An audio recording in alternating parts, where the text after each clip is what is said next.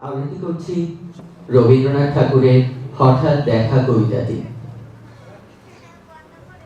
রেলগাড়ির কামরায় হঠাৎ দেখা, ভাবিনি সম্ভব হয়ে কোনোদিন। আমি ওকে বারবার দেখেছি লাল রঙের শাড়িতে ডালিম ফুলের মতো রাঙা। আজ পরেছে কালো রেশমের কাপড়, আঁচল তুলেছে মাথায় দোলন চাপার মতো চিকন গৌরব মুখখানি ঘিরে। মনে হলো কালো রঙের একটা গভীর দূরত্ব ঘনিয়ে নিয়েছে নিজের চারিদিকে, যে দূরত্ব সর্ষে ক্ষেতের শেষ সীমানায় শালবনের নীলাঞ্জনে। থমকে গেল আমার সমস্ত মনটা, চেনা লোককে দেখলে অচেনার গাম্ভীর্যে।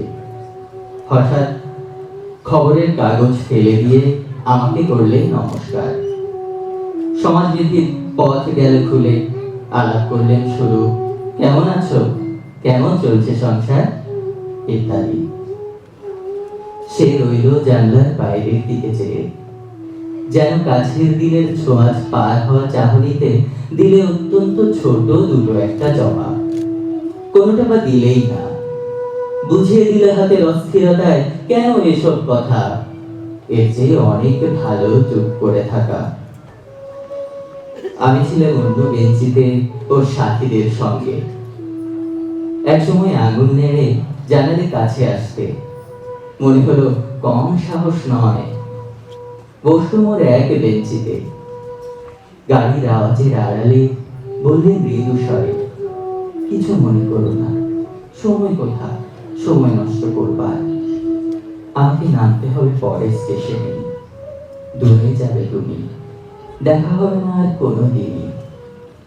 তাই যে প্রশ্নটার জবাব এতকাল থেমে আছে, শুনবো তোমার মুখে, সত্য করে বলবে তো? আমি বললাম বলবো। বাইরের আকাশের দিকে তাকিয়েই শুধলো, আমাদের গেছে যে দিন একেবারেই কি গেছে, কিছুই কি নেই বাকি।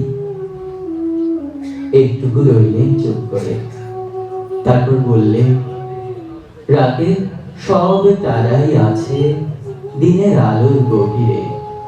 খটকা লাগলো, কি জানি বানিয়ে বললাম নাকি। সে বললে, থাক এখন যাও ওদিকে। সবাই নেমে গেল পরের স্টেশনে, আমি চললে একা। ধন্যবাদ সবাইকে।